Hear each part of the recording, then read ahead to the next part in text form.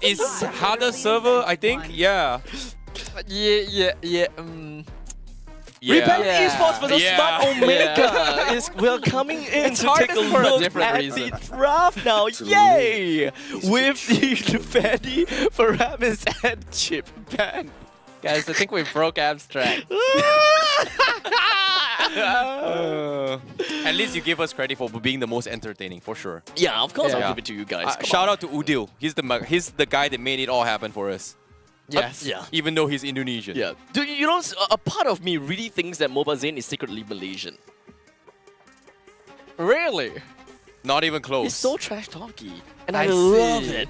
Not love even the close. drama. Not even close. I mean, you gotta admit though, he did kind of put us on the map a little bit. Yeah. Yeah, right? thank the you. content. Thank you for putting Malaysia Gotta in. you gotta have to thank him, dude. Yeah, true. We went viral because of him. Thank you so much. Yeah. Very easy server. Thank you. You're throwing a lot of flack at Mobile Zane. No, I don't I'm know. not throwing flack at him. No, I I'm am meaning him. genuinely. Oh, This him. guy, This guy. not you. Okay, Oh. yeah, this guy. Oh, Why would I be saying Abstract? this- You're this the is one so who's been personal. bringing him up all the time. I don't know. It's like he lives in your head rent free. I don't know. It's just on my YouTube algorithm for some reason. It just keeps popping up. Thank you, DJY. I don't know why. I see. You can blame DJY for those clips, know man. what? The That's Clipper fair. guy. It's him. That is fair. That is fair. He's the one that flagged it. So now you're gonna get clipped for thanking him. For I clipping. don't know, DJY. Like his videos keeps popping up on YouTube or something. Very good like that. algorithm you have there, buddy. Very, Yeah. very good algorithm. But I'm just going to pull ourselves back into the game because now we are actually going to be getting the game. So let me recap with what has been banned out thus far. We do have the Angela, which we have been talking about all the time. Or rather, not all the time. At one point in time, that it hasn't been picked out a lot. Angela, Faramis, Fanny. And on the other side, we've got a Chip, Ruby, and the Zask. Finally. Thank you, Smart Omega. You guys understand me. Proper banning coming in here, making sure that Zas is taken off the table to deny the zone denial here from the opposite side, but it does mean letting the Ling through. And this is a hero that has enabled a lot of teams in the past with his mobility, his split pushing, his scaling. Zusin is the second time we've seen her today on stream B. First time, didn't go very well. Yeah, and I think most of the games as well, there's only been one game of Zusin that pretty much won, and that's actually by Sans, who actually played it as well. So most of the Zusin games has pretty much lost their respective matches here, and I think it comes down to a situation where does Zusin fit in the current meta, and how should she be played in a team fight potential? So honestly, I really want to see what kind of strategy the Smart Omega may have for us when it comes down to the Jusin. Could be mid, could be roam, could be XP. So there is that very flex X factor that we can see out of Smart Omega, and Rebellion Esports gotta have to be real careful about that. They picked up a Valentina as well as a Terizla at this point in time, but the Valentina at this point in time doesn't really have got a lot of targets. I mean, we're only looking at the main two heroes picked from inside of Smart Omega. It's a little bit of a preemptive strike here, because even without good ultimates to steal away, Valentina is still going to be a pretty solid hero overall. And now that the Edith has been locked in, then there we go. We got the Primal Wrath. So Valentina will be able to take that away, do some good damage. Overall, Rebellion Esports draft does look very solid, because we haven't really seen what Zusin is truly capable of yet. I really boy. What? Yeah. Now, seeing the drafts here coming in from both sides, right? I feel like Rebellion Esports, they're going for something a little bit more default now, whereas Smart Omega, they are looking to try and experiment a little bit more. Yeah, we saw Juicy kind of band off a little bit more, but I'm curious to see how Only like the Smart first half of the Omega day. kind of play this, right? Yep. It's only on the first half of the day we saw Jusin being banned. Yeah. And then after a few of these teams experimented with Jusin, and they're like, you know what, maybe not that important. He just doesn't have the burst potential that a lot of mages kind of bring to the table. But I like how I think some of these teams has kind of strategized and drafted around is the fact that, hey, Jusin lacks a little bit of damage, but you need another hero that brings a lot of magical damage in output here. Heroes like Julian kind of helps out a little bit here. In this case, they bring in the Edith to kind of compensate the lack of magic damage here, which Zusin brings to the table, And to the wave force clear. enemy to kind of build items that require both magic defense and physical defense. I would really want to see mostly about the wave clear that Edith is able to bring in. As we talked about the fact, we talked about this in the earlier half of the day, where Jusin is the one that pokes the enemy, and Edith in this case will be the one that's clearing the wave for Jusin instead. And I am feeling very, very, very seduced by that eye contact. I'm not sure which player that is. Still not too familiar with their faces, but man, he was staring into my soul. He was staring so hard it was actually hurting himself. Yeah, you can clearly see that he was really wiping his tears away, huh? Well, you can see the fatigue is going to be kicking in as well, and that's the tough life. That's the harsh reality of being an esports player or competitive player, right? Ooh. But Carmilla coming from Rebellion Esports here, this is interesting because I think Churros did brought it up here on the stream as well, that Homeboys actually brought in a Carmilla XP. Carmilla XP. For Homeboys. Yep. Okay. What was that all about? To be honest, I'd like to know for sure myself. Like, it was a Carmilla EXP. They played with Vengeance. And I think the goal was basically just to sandbag the lane. Sounds like the opponent had a Claude. They had a... No. can't remember. Udil was playing Zas. Luda was playing that. I Yeah. don't remember what the opponent team had. It was on a different stream. Wait, Moskov got all the way through. Wait, what? Completely missed out in the banning stage to the point that Smart Omega even banned out the Arif. They prioritized the Grok instead, which is weird. Very interesting, I gotta have to say. But looking at the Carmilla, boys, what kind of wombo combo can I expect coming in from this Carmilla? Carmilla just generally combos well with any hero that does a lot of damage. If you have CC, it's even better. So like Terizla does work somewhat well with that because you're able to link the CC. But a lot of it is being used nowadays to propagate damage. And when you have heroes like Ling and Moskov who already do quite a lot of DPS themselves, if you're able to catch the opposing team in that Curse of Blood, then it just means you're spreading even more DPS across the field. Yeah, this feels very difficult to actually pull off, I'm not gonna lie. Like, it feels very, very difficult because of the fact that besides Terizla that has a decent amount of stuns, if they sync it up well enough with the spear coming from Moskov, they are going to be able to do like 2 to 3 man stuns just off Moskov's stun. So it has to be very precise in this composition. So I don't know. It feels like a difficult composition to play. Well, we're gonna have to see if whether it is actually gonna be relatively difficult for our boys here in Rebellion Esports. And in the meantime, Smart Omega, how exactly are you going to be piloting that to Sin?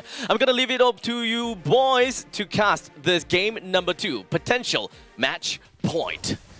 Well, thank you so much, Abstract. We're going to be jumping in towards the second game for the final series here in Group B. It is going to be Rebellion Esports going up against Smart Omega to fight for the points here. And who is going to be the team that walks away with a W by the end of today, or who will be the ones that gets a loss? Smart Omega were able to come out on top in game number 1 because they were able to play around their late game scaling by having a Jome on that Moskov. However, in this game, Rebellion are the ones that have a clear late game win condition in not just Moskov, but Ling as well. Which means Smart Omega basically needs to create pressure right from the get-go or risk getting outscaled. Oh boy, now speaking of getting outscaled right here, now Chaknu in a little bit of trouble here as well. Spear almost connecting the kill, but guess what, Rio? He dodged away, came back in time, and secured the kill. That's going to be first blood for him. So 1 for 1 for both teams. Yeah, they trade 1 for 1 for the roams, but Rebellion got... Hold on. Oh no, Rio going to be in a little bit of trouble here. He doesn't have his 4. He will not be able to get pop Tempest of Blade to get out to safety. So mistakes were made there. And Smart Omega is able to capitalize on this. Yeah, initially I was going to say Rebellion have the slight advantage because their kill was first blood, but now they've ended up losing Rio as well. And giving the kill to Jome, probably the worst person to give it to, which allows Smart Omega to start gaining some ground. I'm curious whether or not is Jome going to go for the Sky Piercer build instead, because I don't know why, but we've started to see a lot of teams, especially in SPS here, kind of fall away from the Sky Piercer. And now Job, considering that he's got a decent lead there, I'm curious to see whether or not is he gonna try and play that. But as of now, Matt, he will get his 4 first. He might drop the spear on Job, and he doesn't really have mana to outplay this. Meanwhile, middle lane, Chaknu, gonna be taking a little bit too much damage. He will be able to get out of safety, but Smart Omega already making quick work on the turtle. Oh, nicely played there. Being able to deal with the aggression in bot and mid lane. So it does look like RDTZ going to be rotating down to try and mess with Jome even more. Unfortunately, he's very low on HP, but he can't really afford to leave just yet because that would mean missing out on some crucial gold right now.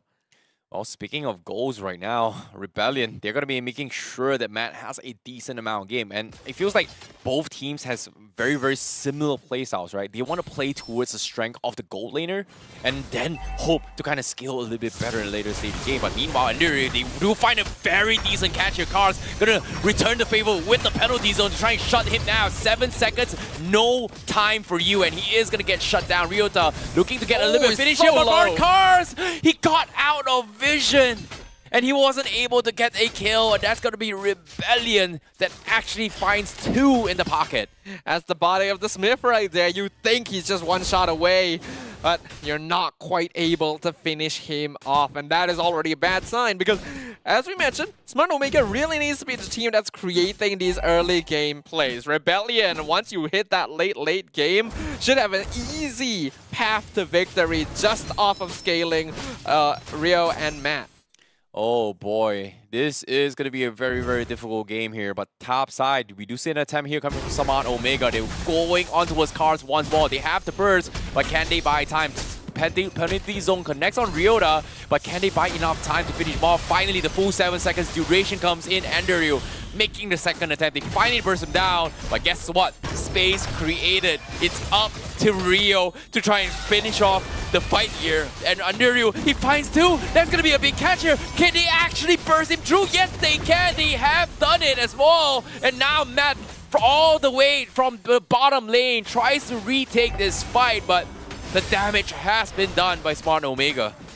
Smart Omega got a good pick off. They really spent a bit too much time taking down Cars. So while they were able to do so, I'm not too sure if it was worth it in the end because they do end up losing Andoryu once again as well, which that would have been a free turtle otherwise. So Rebellion Esports doing a very good job of responding to the aggression of Omega.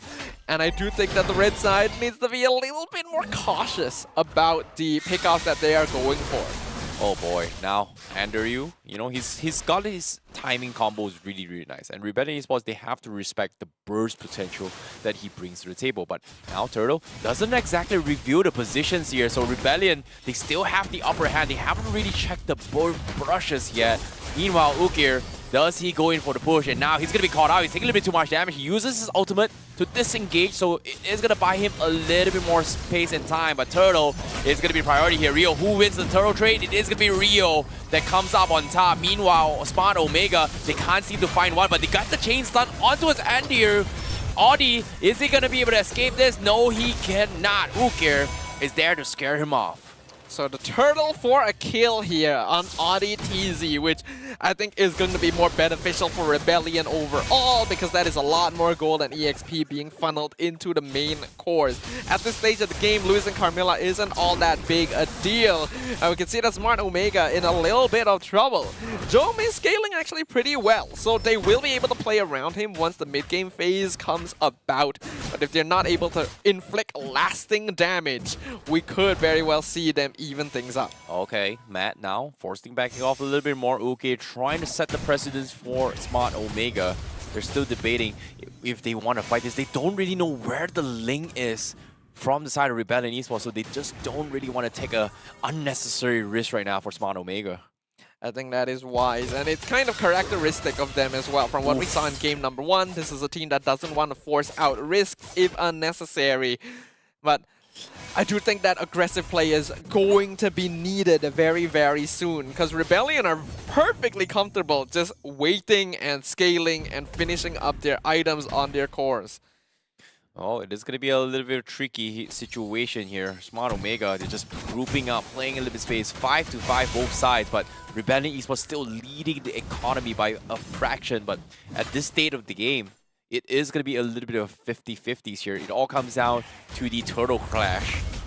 And this is the true, I would say, Filipino strategy that I think it comes down to just prioritizing on macro plays, right? Yeah, it's very typical. Hold on. In the bottom Okay, lane. they do find a clash down bottom lane as well. Here comes the pullback from Ukir to extend the fight. Cars is going to be bursted down. No escape, Smart Omega says. And now the Turtle going to be up for grabs. RDTZ does have the Cursed Blood, but I don't think they know where the Ling is. Ling showed himself up top, so that's going to be... Oh, he wait! stole it! What? Matt? Huh? Oh, Andor, you greeted. He chose not to retry it because No he felt way. like, oh, this is our turtle for sure. I don't have the retry. And Matt with the perfect timing. Oh my goodness, Smart Omega. They made the big mistake. What a steal from Matt. And because of this, now Rebellion, they will be the ones that have the turtle buff advantage.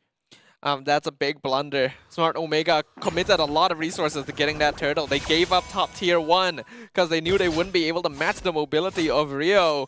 And they still weren't able to get it anyway. Looking at the items here. Ooh, Thunderbelt build actually on Jome. So he's going for a slightly safer option with the Windtalker to make sure he has some bulk. But otherwise, the items are not quite coming out quick enough. We can see that. Matt is getting close to finishing his Trinity. Yeah, Rio is already level 13 as well, 8 minutes a game on this lane. He's just getting the freest farm of his life. And I'm really surprised Ender Rio is able to actually kind of somewhat mirror him on this Julian pickup. The Julian we already know, very strong early game assassin. Unfortunately, not really able to do a lot with it just yet. He's got 4 kills, yes, but 2 deaths is not ideal when you have a built-in form of escape.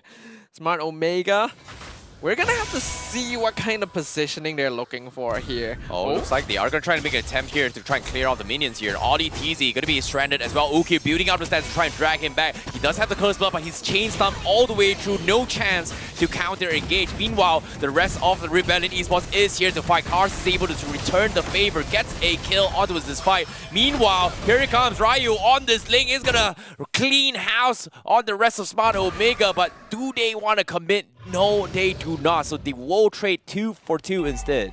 Jome is really being the standout player for Smart Omega here. We're seeing it over and over. Oh, wait, the spear comes in. Andrew, he's going to be bursted down. He doesn't get these combos in time. He cannot escape at all. What a catch from Matt. Yeah, Matt, you could see that he's feeling a lot more comfortable in this game compared to previously. Moskov, we already know how dangerous this hero can be as compared to something like a Claude, and this seems like it's going to be a pretty free lord for the side of Rebellion Esports, who now are in control of the game.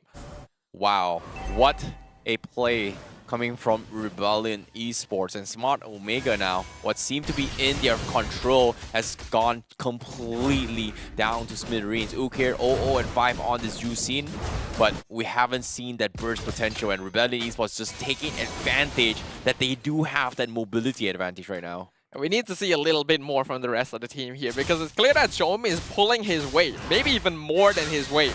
And I'm not really seeing a lot of that from the rest of Smart Omega.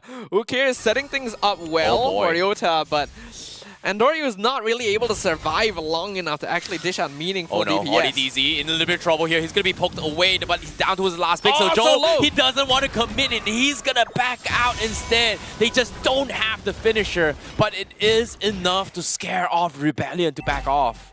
It is something at least, but a kill there would have been pretty nice because they're not able to get that. We can see now the Ling, the impact this hero has, and the reason why he's being frequently banned out by every other team here.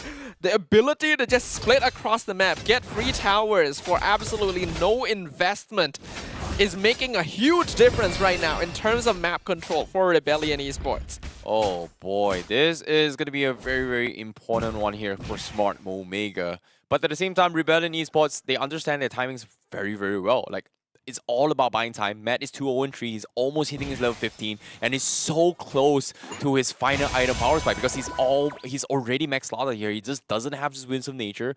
Not exactly sure what his final item is going to be going for, but he is at a state where he is going to be threatening anyone from the side of Smart Omega.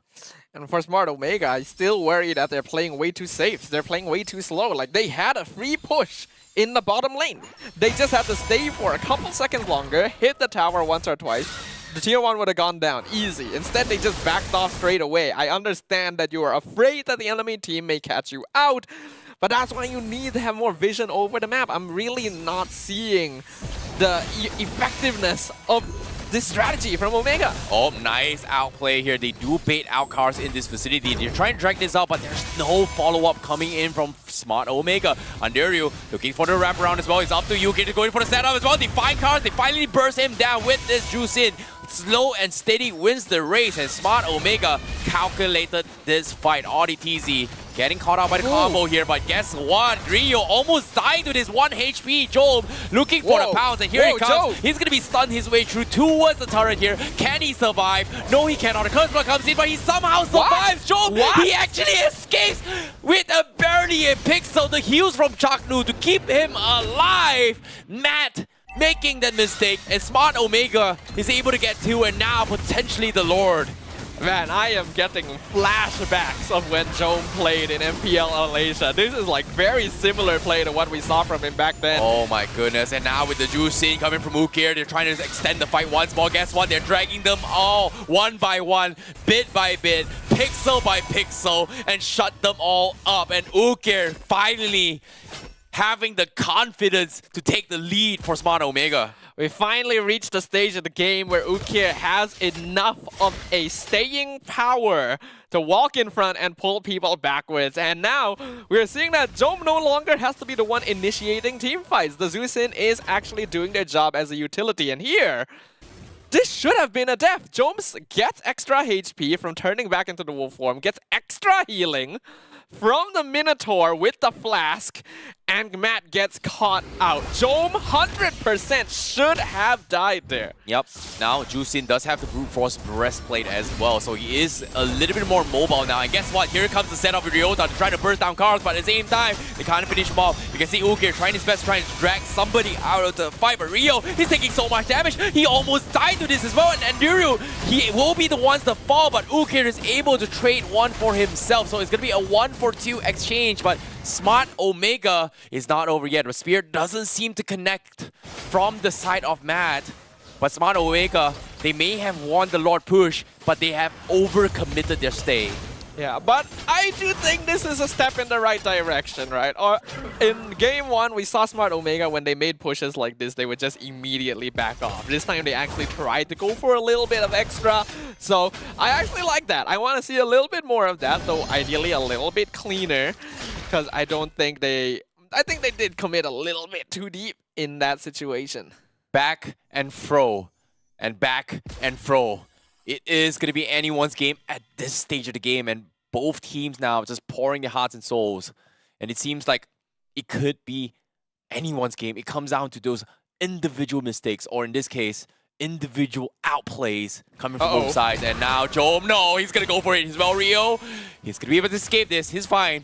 But Ukir on this Jusin has an Ice Queen wand on this Jusin. And it is going to be a scary one, because think about this. Valentina stealing Jusins out doesn't really help him at all. Yeah, not really. It just makes them a little bit tankier. So that's not the ultimate that they're going to want to steal most of the time here. The Rebellion Esports, we have to note, right? They're a very strong late game team. Rio and Matt are both basically full on items already, so they can do a lot of damage to the side of smart Omega. But I'm feeling a little bit of a flaw on Rebellion as well, where they are starting to play a little bit afraid. Smart Omega has managed to find opportunities to regain advantage, and it has really stifled Rebellion's original aggression. Well, speaking of aggression right now, Ukir, once again, trying to catch some of the Ice Queen ones in effect for the team, but Rebellion just maintaining a very good distance. Ryo steals the purple buff at the last second, so very, very nice one coming from Rebellion Esports. Just making it work here, coming from smart Omega, but now Lord trying to rush it. They know there's not no retribution. Rebellion, they have to commit to this fight. Penalty zone comes in. Can they finish him off? But no! Cars still steals the Lord, but at the same time, Omega, they will be able to fight everyone right now. Look at this. Ukir just slowing down everyone. Jome also mowing them all down. Smart Omega will clean house. They're looking for the final member. RDTZ how far can you run? First, immortality is there, and he is gonna go down, and that's gonna be a wipeout for Smart Omega. You may have secured the Lord, but it doesn't matter when you're all dead. Crystal falls, and Smart Omega takes 2-0 against Rebellion Esports. They found their opportunity, they found the mistake. It looked like a great initiation from Cars, and it almost seemed like Rebellion could have turned things around.